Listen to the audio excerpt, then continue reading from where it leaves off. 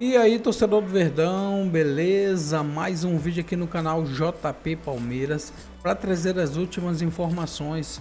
Estou trazendo aqui para vocês o de primeira da UOL e o Seleção Esporte TV, atualizando as últimas notícias do nosso Palmeiras, galera. Palmeiras que se prepara para enfrentar o River Plate fora de casa, jogo de ida das quartas da Libertadores. Verdão que já enfrentou o River Plate fora de casa. O último jogo aconteceu na semifinal de 2020 da Libertadores. Verdão ganhou o jogo de 3-0, galera. Neste ano o Verdão foi campeão da Libertadores. Fica aí até o final do vídeo, não se esqueça de deixar aquele like, beleza? O meu amigo, e ele vai trazer informações pra gente do jogo entre River Plate e Palmeiras? É isso, meu amigo Flávio Latifi? Porque o Abel Ferreira tá com o time todo à disposição e isso é raro, né? Uma boa tarde para você. E aí, Diego, PVC, Arantes, pessoal que está acompanhando a gente. Pois é, o Abel Ferreira, até o Bruno Rodrigues, né, que completou quase 600 dias sem jogar, voltou aos gramados contra o Internacional e deve viajar à Argentina. O Palmeiras já treinou no final da manhã de hoje e viaja para a Argentina no final da tarde, previsão de chegada hoje à noite. Muitos palmeirenses queriam saber se o Palmeiras ia treinar por lá, né, para poder prestigiar os jogadores, mas isso não vai acontecer. O Palmeiras não tem nenhum treino programado na Argentina e o clube na última segunda-feira fez a atualização na lista de inscritos dos atletas na Libertadores, né? Saíram Vanderlan, o Matheus, goleiro que foi para o Alverca, e o Naves, entraram Andréas Pereira, né, o tão aguardado Carlos Miguel e Jeff Ten. Então os reforços que chegaram depois na janela poderão estar em campo, e aí a expectativa maior fica em relação ao time que vai jogar, né? Porque o Andréas Pereira ele só atuou contra o Inter mais de 20 minutos, por volta de 20 minutos, e não atuava desde junho. Então fica a expectativa se vai ser ele ou o Evangelista na posição de segundo volante, e na lateral direita o Kelvin, que passou de passagem pelo Giai e ganhou a posição pelo lado direito, ou o Giai, porque o Abel Ferreira utilizou o Giai nos compromissos que o Palmeiras teve contra o Universitário nas oitavas de final e o Kelvin no Brasileirão. Por se tratar de um jogo fora de casa, existe essa questão, né? Já que o Kelvin é um lateral muito mais ofensivo.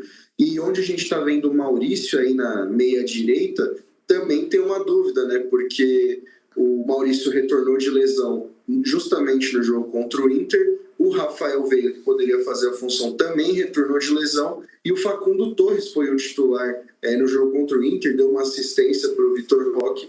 Então é outra posição que fica a depender do que o Abel vai decidir.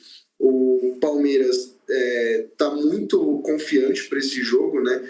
Nos últimos 7 jogos são 5 vitórias e 2 empates. Mas como o PVC vem alertando durante a semana, o River numa fase muito boa, não perde há 12 jogos jogando em casa, então é um duelo bem complicado para o time do Palmeiras. É isso aí, Flávio Latifi. Fica aqui com a gente, PVC e ex-Palmeiras. Eu fiquei olhando a possível escalação do River Plate, não tem o Galopo está suspenso, não joga, mas tem o Maxi Salas que estava que acabou de ser contratado, que entra para fazer o lado esquerdo do Racing, foi campeão da Copa Sul-Americana no ano passado. Ele fazia o lado esquerdo, então é uma característica de ataque do River que pode permitir isso que o Latifi citou, de jogar o Giai para defender um pouco mais, o Giai fazer uma saída de 3, mas o que está acontecendo com o Palmeiras normalmente é que a saída de 3 é com o Aníbal, e por isso ele estica os dois laterais e por isso o Kelvin é mais importante do que o Giai. Só que vai ter que marcar o Salas. Em teoria, se o River jogar com 3 zagueiros, como se projeta, com Quinteiros e Nacho e Enzo Pérez por trás, você faz a marcação com os 2 volantes e libera os 2 alas para bater ala com ala. Só que no fundo vai ficar 2 atacantes, o Driussi e o Salas, para os 2 zagueiros. Então talvez o Abel pense um pouco em alternativa com o Giai mais defensivamente. Acho que não. Acho que ele vai tentar marcar a saída de bola. A melhor característica do Palmeiras hoje é pressionar a saída de jogo do adversário. Quando pressiona, recupera e define, como foi contra o Internacional, o Palmeiras torna os jogos mais fáceis. Tem sido muito mais fácil para o Palmeiras fora de casa do que dentro de casa. Só que para o River tem sido muito mais fácil dentro do Monumental de Nunes do que fora. São 15 partidas de invencibilidade do River. 8 vitórias e 7 empates. O River não perde desde fevereiro, quando caiu 2-0 para o Estudiantes, justamente o adversário que venceu no último jogo em La Plata no final de semana. Não dá para ter certeza do que ele vai fazer. Muita gente falando que vai jogar o Lucas Evangelista. Eu acho que é a hora do Andréas, para ter um pouco mais de controle da bola. Mas vamos ver o que ele vai fazer amanhã. O jogo não é simples. Muita gente olha para o retrospecto. O Palmeiras eliminou o River nas semifinais de 99 e nas semifinais de 2020. Não é aqui que está o pronto. Esse River é bem forte, né, PVC? A gente vê a escalação ali, são 3 jogadores campeões do mundo, né? O Armani, que era goleiro reserva, tudo bem, mas o Acunha e o Montiel também. Então, assim, é um time muito forte que no Mundial de Clubes, que foi o último grande campeonato dele, não foi bem, né? Acabou sendo eliminado na fase de grupos. Foi a última derrota, 2-0 contra a Inter de Milão. Mas é um adversário muito complicado para o Palmeiras, até porque existe um componente de todo o ambiente que se cria ali de Libertadores também no Monumental de Nunes, né? Muito bom. Só para eu passar aqui o recado para o pessoal que está assistindo a gente, onde acompanhar esse jogo? Você palmeirense, você que gosta de futebol, quer acompanhar um grande jogo de futebol nessa quarta-feira, 9h30 da noite, o jogo no Monumental de Nunes, transmissão da TV Globo, GE.TV, ESPN e Disney Plus. O que mais, Latifi, você tem daí do Palmeiras? Abel tá mais calmo, tá mais tranquilo? Pois é, com essa vitória no final de semana contra o Internacional, todo mundo cobrava o Palmeiras por um desempenho melhor jogando diante do seu torcedor, e a vitória contra o Internacional não deixou nenhuma dúvida em relação a isso. O Palmeiras teve um primeiro tempo de almanaque, todo mundo comemorando bastante, e o jogo mostrou muito como o Palmeiras tem poucas questões a resolver, né? A dupla de ataque é unânime, né? Vitor Roque e Flaco Lopes se complementam muito bem. O Felipe Anderson, depois de quase um ano, né, ele ressurgiu no Palmeiras, não teve destaque nenhum no ano passado, e esse ano tem sido importante, fez um dos melhores jogos com a camisa do Palmeiras contra o Inter.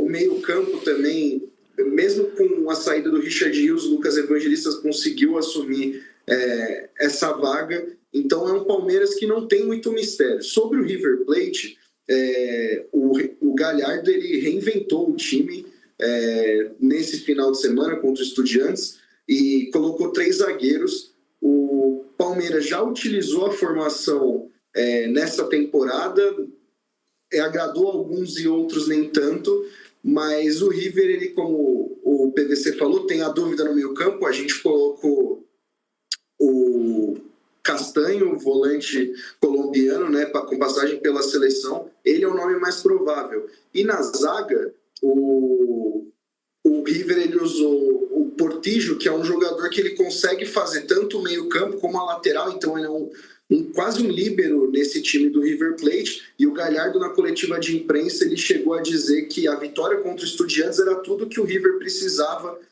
para encarar esse jogo contra o Palmeiras, que vai ser uma disputa muito dura, e alertou sobre o ataque, né, do Palmeiras, que tem sido letal nos últimos jogos. E essa formação de 3 zagueiros pode até ser uma resposta ao que o Galhardo tem visto do time do Palmeiras, né? Um time bem ofensivo, e que fica a questão se vai tentar sufocar o River jogando fora de casa, como fez contra o Internacional, ou se vai adotar uma postura mais defensiva, utilizando o Giai pelo lado direito, né? O meio-campo com Aníbal e o Lucas Evangelista, para tentar parar o ímpeto do River jogando no Monumental para mais de 80 mil torcedores, ingressos esgotados para o jogo de amanhã entre Palmeiras e River Plate. Tem 2 coisas curiosas aqui. Uma é essa formação do River, que é mais defensiva, mas o Portillo pode ser volante para marcar o Lopes e pode ser terceiro zagueiro, porque o Lopes é um jogador importante para a bola aérea,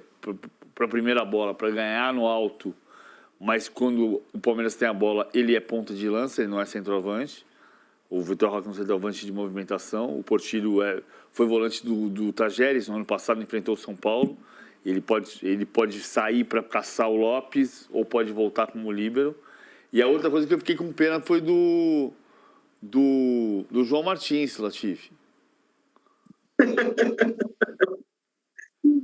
Porque ele vai ter que devolver a vaga pro Abel agora, né? Porque assim, o João Martins, no final de semana, no sábado, na entrevista coletiva, ele explicou por que o Abel foi embora para Portugal e demorou tanto tempo. Pois é, está uma polêmica isso, né? Que foi... O Abel foi para Portugal e o Roger Machado quase perdeu o lugar. Mas não foi isso que aconteceu. O Roger continuou no Internacional e o Abel foi para Portugal e voltou para trabalhar, todo o direito de ter o descanso dele.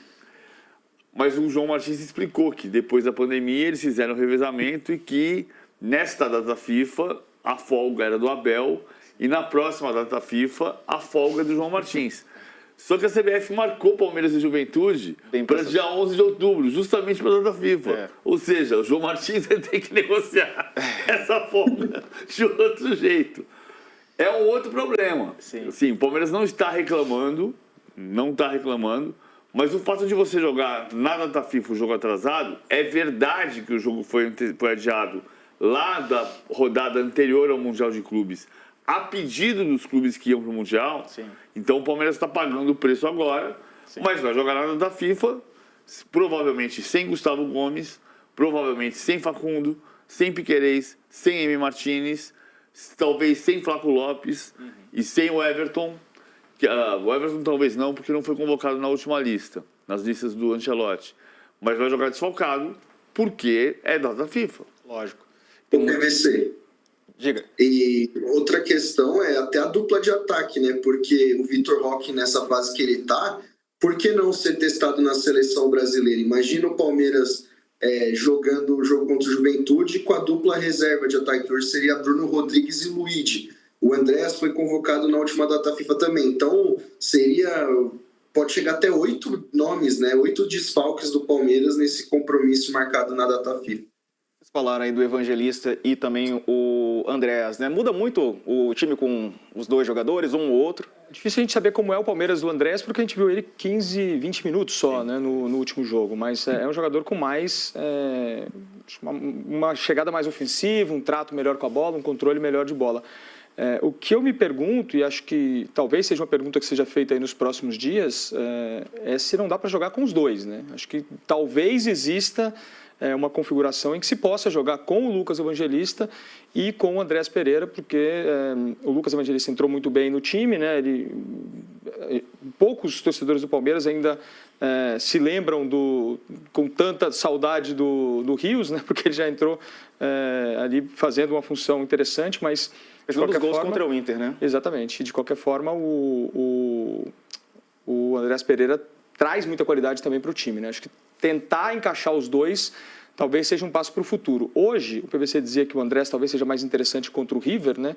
Para dar esse controle de bola, mas também tem o fato de o Andréas ter jogado pouco, né, com o time. Então, não sei se o Abel vai querer colocar um jogador que tem só 20 minutos com o time titular. O que está se falando é que o Lucas Evangelista deve começar o jogo como titular. A gente vai ter certeza disso só uma hora antes do jogo. Isso não está definido, né, Latifi? Não existe uma definição em relação a isso, né? O Andréas, no treino de ontem, participou normalmente. A TV Palmeiras até divulgou um vídeo dele batendo falta e foi bem. Fez 2 gols nas 2 tentativas que teve. Só que essa questão do tempo é importante, né? O Abel ele chegou a dizer que reforços dessa magnitude, como Andréas, Vitor Roque, nem precisava ser consultado, que quando ele chegasse ao elenco, ele já colocaria para jogar. Aconteceu isso com o Vitor Roque, mas é difícil imaginar que aconteça isso com o Andréas, né? Porque ele só teve poucos treinos com o Abel, não teve nenhuma semana de treino com o Abel. O Evangelista está muito bem e essa falta de minutos pode fazer diferença, mas como você falou, Diego, o Thiago, existe uma configuração onde pode jogar os 3, pode jogar Aníbal, Evangelista e Andréas. O Andréas fazendo um papel mais ofensivo na vaga do Maurício no campinho que a gente mostra. Então, é uma opção também, mas um pouco menos provável, né? Essa falta de tempo do Andréas para esse jogo de ida pode ser determinante. Agora, se ele vai bem hoje, no River, no jogo de ida, e também atua minutos no jogo contra o Fortaleza, que o Palmeiras tem entre a ida e a volta, pode ser que na volta ele seja o titular da posição. Estava vendo aqui números, você que gosta bastante, PVC, já foram 3 duelos River e Palmeiras em mata-mata pela Libertadores, né? 2 pela semifinal, em 99 e 2020, e encaminhou o título do Palmeiras, né? Fica aí um bom retrospecto. Esse é o terceiro, né? É o terceiro agora. Esse é o terceiro, o terceiro agora. Isso, terceiro agora. 2020, 2019, eu fiz os 2 jogos no estádio, Monumental de Nunes 1-0, gol do Berti, o Marcos fechou o gol, o River ganhou de 1-0 só. E depois o 3-0 foi o maior jogo da carreira do Alex. 2 gols do Alex, um jogo extraordinário do Alex. Depois, em 2020, na pandemia, o Palmeiras jogou em Avejaneda. Era o time dos 3 porquinhos. O Latifi sabe o que era o time dos 3 porquinhos. Os 3 porquinhos eram o Patrick de Paula, o Gabriel Menino e o Danilo, os 3 juntos. os três crias da academia, juntos. O Palmeiras meteu 3-0 em Avejaneda. O jogo não foi no Monumental, porque estava em reforma. E na volta um sufoco, 2 gols anulados, bem anulados pelo VAR, mas no limite. E o Palmeiras perdeu 2-0 e saiu classificado. O Abel naquele jogo saiu abraçado com o Marcelo Galhardo, conversando com ele. O Galhardo estava com uma cara de que não estava gostando muito da conversa. Saiu, aparentemente, o Abel homenageando o Galhardo, falando sobre a qualidade do time do River. E daí o River tinha ganhado o jogo e perdido a classificação. Logo depois, o Palmeiras ganhou do Santos 1-0, gol do Breno Lopes, e ganhou sua segunda Libertadores. Mas como diria Jardel, clássico é clássico e vice-versa. Você traga informações do momento técnico desse River do Marcelo Galhardo, que amanhã desafia mais uma vez o Palmeiras do Abel Ferreira. A notícia talvez não seja boa para o torcedor do Palmeiras, porque aquele River do Mundial já não existe mais.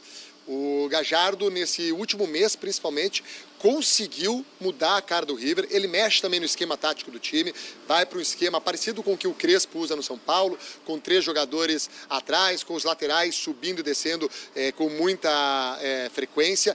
E tem a presença do Maxi Salas, que foi um dos grandes nomes do Racing na conquista do ano passado, da Copa Sul-Americana. O River pagou 10 milhões de dólares por ele para trazê-lo no mercado agora do meio de ano. E o Salas deu uma outra dinâmica para o time do River.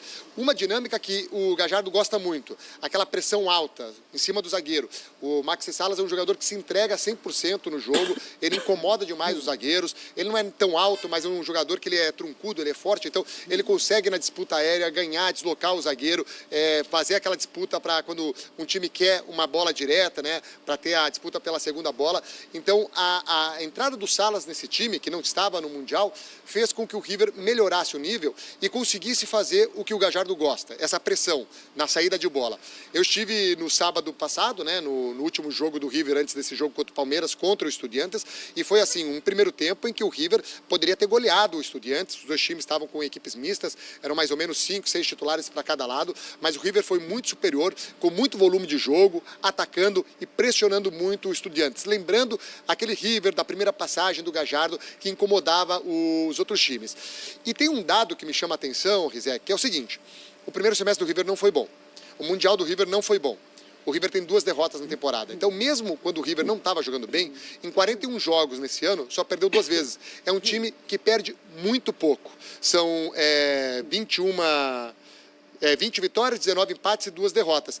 E desses 41 jogos, em 22 o River não sofreu gol, o que mostra também uma solidez defensiva que o Gallardo encontrou. Estava falhando na parte do ataque, fazendo poucos gols. O Driussi já se recuperou da lesão que teve no Mundial, então a dupla de ataque é Driussi e Salas. E o Gallardo, na entrevista após o jogo contra o Estudiantes, falou muito sobre o Palmeiras, elogiou o time do Palmeiras, falou que é preciso se preocupar com o Palmeiras porque é um time que defende muito bem e que é muito letal, faz gols sem precisar criar muitas oportunidades, que acredita que vai ser uma série, né, um mata-mata fechado, de poucos gols, e ele usou algo que eu acho que vai nessa linha do uma série, né, um mata-mata de poucos gols, a lembrança do jogo semifinal contra o Atlético Mineiro no ano passado. Aquele 3-0 que o River sofre na Arena do Galo. E ele falou sobre isso, sobre os erros que o River cometeu naquela série, que o River não pode repetir. Então, que haverá uma mudança também na postura do River contra o brasileiro nesse jogo contra o Palmeiras, nesse confronto contra o Palmeiras, já que o River tem, né, essa busca, investiu muito esse ano para conquistar a Libertadores. Pô, então é promessa de um grande jogo, né? Porque se o momento do River é bom, o do Palmeiras é ótimo, né? O Palmeiras não perde há 7 jogos, desde a eliminação para o Corinthians na Copa do Brasil, o Palmeiras não perde. Promessa de um jogo à altura da grandeza das duas equipes. Já era bom, com esse crescimento do River e com o crescimento do Palmeiras também, os dois começaram a jogar muito bem. O Palmeiras tinha resultado, não tinha tanto desempenho. Agora o Palmeiras tem resultado e desempenho. O River não tinha nem resultado, agora está tendo resultado e desempenho. Então, cresceu muito. E é um caminho que o Galhardo conhece muito bem também, né? Total. E é um reencontro Galhardo-Abel, porque os dois se encontraram na semifinal da Libertadores de 2020. 3-0, 3-0. Exatamente.